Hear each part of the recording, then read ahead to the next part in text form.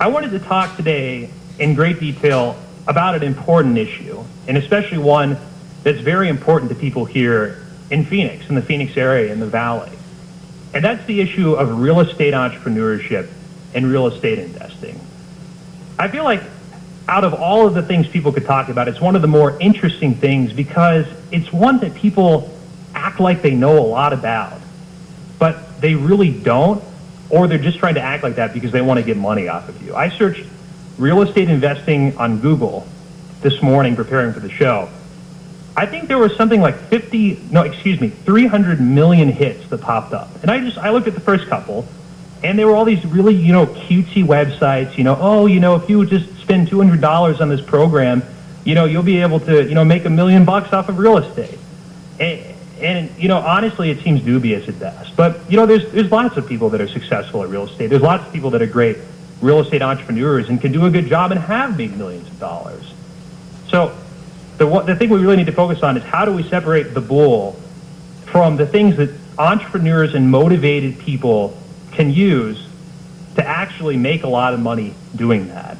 And that's why I have a guest here in the studio with me today. His name is Michael Banovac. Michael is president of BRM Real Estate Investment Group, and he's also the managing member of another company called RMB Realty. They do real estate buying, developing, investing, all that sort of thing. And through these two entities since March of 2011 when they got started, he and his partners have acquired and sold over 25 homes in a value in excess of $2.8 million.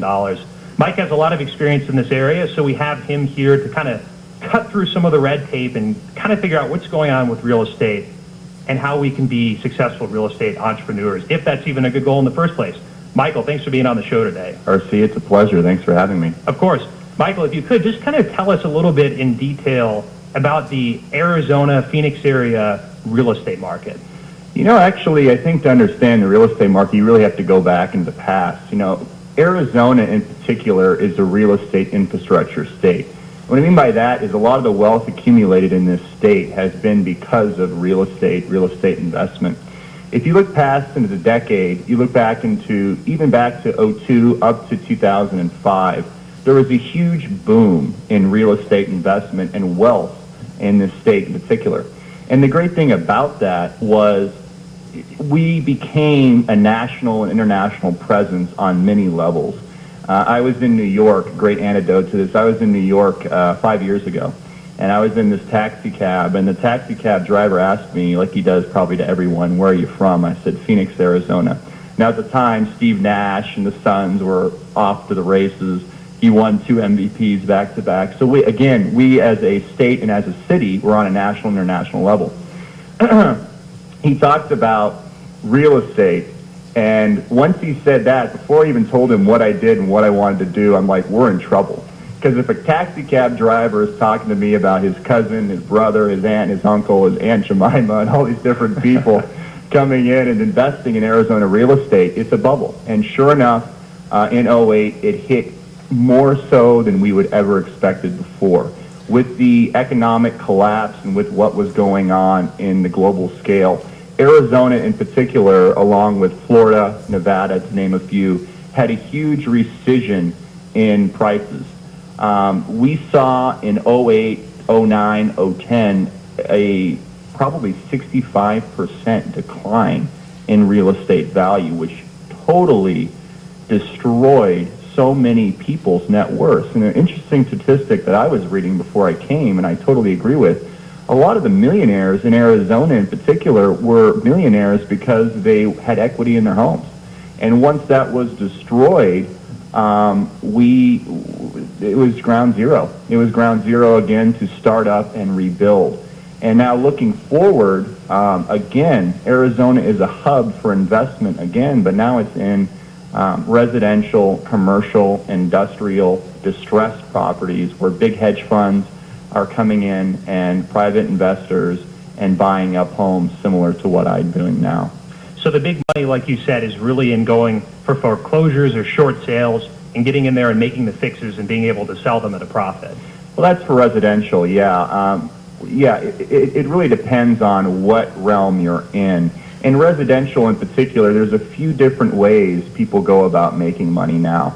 If you want to live in the home, great time to buy. People keep saying buy real estate, buy real estate. I was just reading an article about Warren Buffett, and his personal secretary actually bought a home over here in Surprise for her retirement, and he endorsed that completely because he said it's going to be an unbelievable investment. So what you see are a lot of people are actually buying homes for the first time or for the second time, for the third time, and holding on to them and living in them. But another form, which a lot of the big money investors are doing on a national and international scale, are buying homes in bulk, and they're renting them out, and they're getting a cap rate anywhere between 7 to 9% a year on their money, which is good. And what do you mean by cap rate specifically? A return on their investment. So they're making 7 to 9% a year on their money, and then what we see is they hope in 2 to 5 years they can sell their home for a 20 or 30% increase on what they purchased it for. Those are people with moderate to moderate aggressive risk tolerance. Now, what I do is a very aggressive approach, and what a lot of people do, like you mentioned before, short selling and also going in and buying homes at foreclosure at trustee sales. My particular model, and a lot of people in the Valley that are doing what we're doing, are buying bulk homes and buying probably 5 to hopefully 8 a month through short sale and through trustee sale.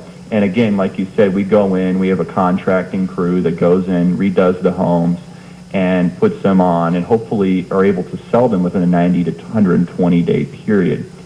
So is it really feasible then for just, mom and pop, anybody out there that wants to get involved and invest to do this? Because the things you're saying, you're a real estate agent, you've made your connections through your business and whatnot. It's easy, for you to say this is a good model to follow. Is there a piece of pie for just, the everyday folk that think this would be a good industry to get at? Absolutely. The thing about real estate, there's two things people don't necessarily understand. One, it is somewhat illiquid. If you purchase a tangible asset, you will have that asset for a distant period of time. The quickest, which I've seen, is 90 to 120 day flips. That's a long period of time, 4 months. And that's fast. That's lightning fast. For an investor with not the capital reserves, someone like a student or someone going in, there's that is someone that doesn't have a lot of cash or right on hand. Right, okay. Right. I would look into Reits, and what Reits are the real estate investment trusts. And what you can do is you can purchase them similar to like a stock on the New York Stock Exchange or something like that. They vary anywhere from $5 million to $18 billion market cap.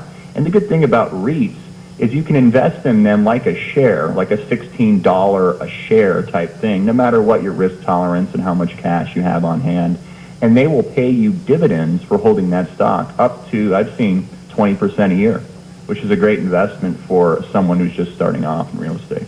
So then maybe for people that are interested in it topically, but still maybe get some exposure, learning about REITs and kind of starting that way could be a good way for people to foray into a wider or more broader entrepreneurial venture. Yeah, I think entrepreneurship in general, and even real estate, is you always want to be a contrarian. People always say, Rockefeller said, when there's blood on the streets, it's time to invest. Now, blood has already been spilt years ago. All right, thank you so much, Mike. Unfortunately, we have to take a really quick break here. We have to get paid somehow, so we're going to do what we need to do. But Michael's going to stay here with us through the break, and he's going to be back.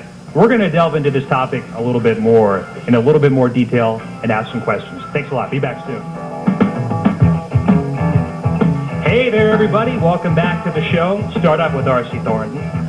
Good to be back. I'm here with Michael Banovac. We're right in the middle of an interview. Michael, for those of us who are joining us right now, is president of BRM Real Estate Group and is also the managing member of RMB Realty. And Mike is here telling us a little bit about the real estate market. He just talked about that in the last segment, and how motivated and entrepreneurial people can make money doing real estate, or should know how to invest wisely, or perhaps even know that it's really not what they need, because there's a lot of information out there and people try to say. So we have an expert here in the studio to kind of help us out with this.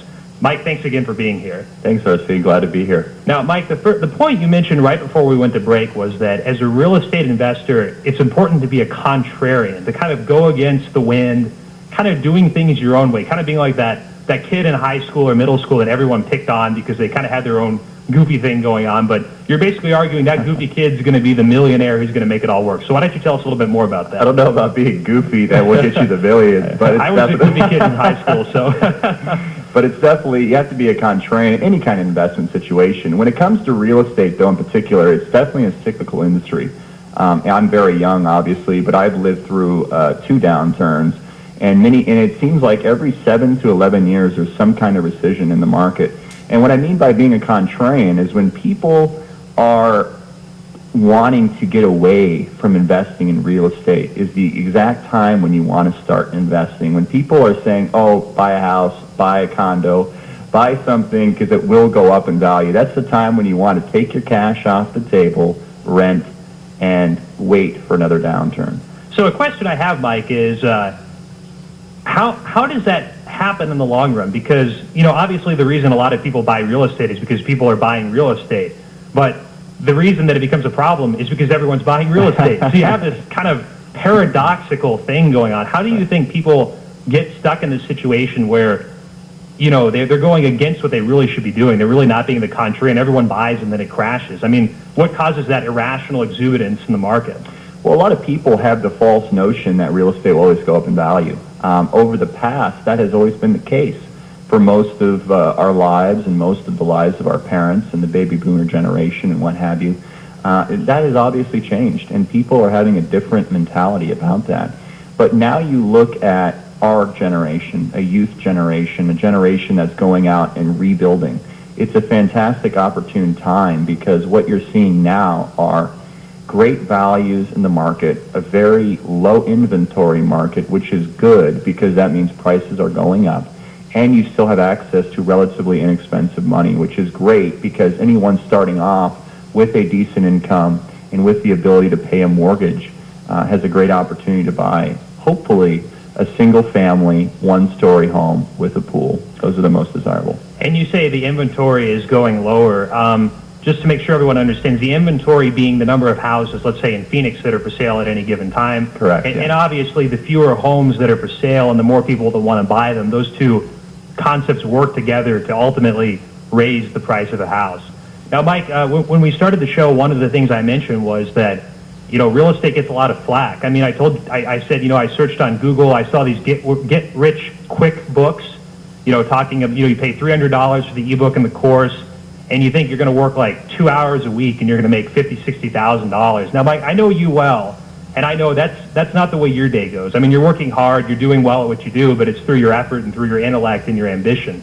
So, if you could, shed a little bit of light on us about how kind of these myths of real estate investing in the sense of what charlatans, I guess, try to peddle as being the way you're going to make a lot of money, but it's just kind of a scam in the long run. Well, all I can say is if it's too good to be true, it usually is. And I think Winston Churchill said it best, never give up, never give up, never give up. Anything that's worth doing is worth taking the time to do correctly.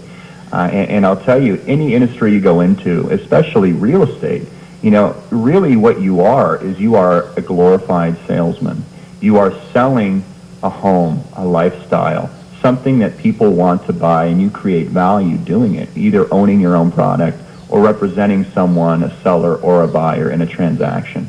And the thing that's interesting about that is you have to be aware of what's going on and the people that you're dealing with on a daily basis. So there are a lot of charlatans, would you say, in general, in real estate, even people that you deal with? Absolutely. You have the used car salesman type personality. And those people usually are not the most successful ones. The people that are under the radar and the people that aren't boasting about their accomplishments are usually the ones who are in the weeds making all the money. But the other night, you mentioned infomercials and all these guys selling these products. I was watching this guy who was selling $1 million real estate secrets in his Mercedes or something in an infomercial on CNBC. And I was laughing because there's nothing you can read in a book or watch on a TV screen or listen to on an audio cassette that there isn't a lifetime full of knowledge you have to gain on your own. And it has to do with interacting with the right people, understanding basic principles in economics, and understanding basic principles in the market. Yeah, I think that's a great point, Mike. I'm going to share a little bit of my story here. I've worked on a couple of startup companies. I failed on one of them. And I realized, when I was gearing up to start on that first one, I thought, I'm going to go talk to some people, I'm going to network, I'm going to get all the tips I need, and I'm just going to blast this up into space. I'm going to be perfect. And what I realized was nothing teaches lessons better than the school of hard knocks. It's true. And, you see the same thing in the entrepreneurial circuit, too. You can just look on anything, there's these ads popping up. Oh, monetize your passion, spend your time just hiking or goofing off or playing video games, work like an hour per day, and, that's billed as entrepreneurship, and it doesn't work. And I think that's, if there's something I want people listening to the show, I want everyone to understand, that the main point to drive home here is that to be successful in entrepreneurship, but specifically here in real estate entrepreneurship, it takes more than just doing it on an ad hoc basis. You have to actually understand what's going on. You have to put the time into it, and you have to actually be, in a sense, better than everybody else if you want to make it work. So, Mike, my question for you is then, is there a good way to make a lot of money then for people that just want to kind of dabble part-time stuff in real estate, or is that a myth? Buy a one-story home. Buy a home with a pool in Arizona in a good area and a good zip code that has a good basic new structure, new build. And you know what? It's going to be very hard to go wrong in the long term. And that's what you need to do. Live in your own home and enjoy it. That's the best way for any basic person to invest in real estate. Now, how about the idea, I see this a lot with people that are able to pull it off, and I think this idea is kind of unfair how it doesn't work for some people, is they'll go buy a rental home, they'll get a mortgage on a rental home and then rent it out for 30 years, and eventually it'll all be paid off, and then that cash flow you're getting, so the rent that you charge people will just be money in your pocket. You don't have to pay off the mortgage anymore. And I think it's kind of an unfair system. Actually, I have a really good friend who's trying to buy a house now. He has great credit, never missed a bill, very responsible spender, credit cards that he always pays off, that kind of thing. But because he doesn't have, quote unquote, enough credit, he can't get a mortgage. So you have somebody with an excellent credit record who can't actually buy a house for themselves. What's his income? I'm not sure exactly. I think he makes, $65,000 a year, which isn't bad. It's by any means. But, I guess saying that, especially for maybe younger people, is it really feasible to buy rental property and try to do it the old-fashioned way, rent it out for 30 years, and then start cashing in? Does that actually work? It depends on you as a person. I have to say, if you're going to buy a home, you better make sure you're going to be in that place for at least another 3 to 5 years. If you are just graduating from college, you're graduating with your master's degree, you have to be able to understand where your life is going to go. Because in order to own a home, or any real estate for that matter, it costs a lot of money to maintain. You have HOA fees, you have gardeners, you have poolmen, you have landscapers, and the list goes on and on and on. And really, if you're only there for a short period of time, it's so much more beneficial to rent a room, have a friend or sleep on a buddy's couch than it is to invest in real estate unless you're there for a long period of time. So for people that are just thinking about hanging out for a while, it's definitely not a good deal. And one other thing I can imagine, too, is if you have, and I've seen some people that thought it would be cool to buy a rental house get into this. They buy it, they think they're going to make all this money on the side, and then they just wind up playing property manager. Something breaks, something leaks, so they got to go over there, either a toolkit in hand and fix it themselves, or pay exorbitant amounts of money for somebody else to do it. I'll tell you, it's interesting. You want to buy a quality product. I can't stress that enough. Looking at all the houses I look at, I probably look through a list and through multiple listserv, which is a list of all the homes for sale in Arizona, once, twice, 3 times a day. And after thousands and thousands and thousands of houses, I can tell you there's a couple things that anybody, if you're looking for a long-term investment, should look into. I stressed this before. One is a newer build. And what I mean by newer build, it should be built before, and what I mean by before, after the year 2000. Newer build, newer construction, less going wrong. And then what you have to do is one-story homes sell more than two-story homes. And then on top of that, you add more money for a home with a pool, because Arizona is so prevalent in pools. So little things like that. One-story home, newer build, with a pool, in a great area, in a good school district, you hit a home run. Now, Mike, for those that, would want to consider doing real estate professionally, so buying and flipping houses, being a real estate agent. There's tons of real estate agents. Tons of them. I was looking at some statistics on that, and people from all walks of life, people of all levels of education or knowledge are out there doing this. From what I see, it looks like the real way to be successful is either to be a real estate agent that sells really expensive houses or to do real estate investing type things. So for those that are interested in, I guess going the full mile with real estate, they want to be a true real estate entrepreneur, work 40, 50, whatever hours per week doing this stuff. What's the right way to do it? How do you make sure you're not out there selling like $50,000 homes and getting just pennies of commission every time your you sell? wheels. Exactly. What do you recommend? Well, you mentioned two things. One, you can be an investor or sell really expensive luxury real estate. I can tell you right now, luxury real estate is stagnant right now in Arizona. Anything above $1 million, $2 million is just sitting there because people aren't putting up that kind of money anymore for real estate. So you could be selling a $10 million house, but in 2 years from now, you're going to be selling a $10 million house. So until you sell that, and there is a market to sustain that, then you're not going to be a success. Now, California, that's a different story. You can buy $2, $3, $4, $5 million houses like clockwork because people have the wherewithal, the income, and the ability to purchase those homes. Here, not so much. Going back to investing, the only way I have seen, now this is from my personal experience, is owning and selling your own product. You can represent buyers and sellers and what have you in mid-range markets, and you can do fairly well, but you're going to do a lot of driving, a lot of lunch buying, and a lot of dead-end jobs. How many miles do a lot of these guys put in their car each year? That's what I want to know. Let's put it this way. When they turn in their cars on the lease, they have about a $10,000 addition to what they thought they would pay. Jeez. So, but in the end, it really boils down to understanding the people you're with, understanding the market you're in, and understanding your risk tolerance and what you want to invest in personally. So having a good understanding of the markets, knowing what you're getting yourself into, not going for the get-rich-quick scheme is really the way that if you want to do this, it's the way to actually be successful. Yeah, and I can't stress this enough. You look at anyone who's been a success, either in real estate and finance and entrepreneurship, it really is a base hit system. And what I mean by base hits, you don't hit a home run. The Mark Zuckerbergs and the people that made billions overnight, it's rare. So always hit the base hits and do as well as you can, incrementally, base by base, step by step. Fantastic. Michael Banovac, thanks so much for being on the show today. We really enjoyed hearing what you had to say. I think that what Mike said is a very, very unbiased and a very, very detailed look into what it takes to be a real estate entrepreneur. I think what he focused on is absolutely right. If you want to do this, you have to do it incrementally. You have to know what you're doing. You have to understand the market. And you have to be willing to not just try to get rich quick, not pull a Mark Zuckerberg, as much as we'd actually like to do that. And that's what I want listeners to understand. I think real estate's a good investment. I have some rental property myself. It has to be done smartly, though. Thanks so much, everybody. We will be back here next week. Start up with R.C. Thornton.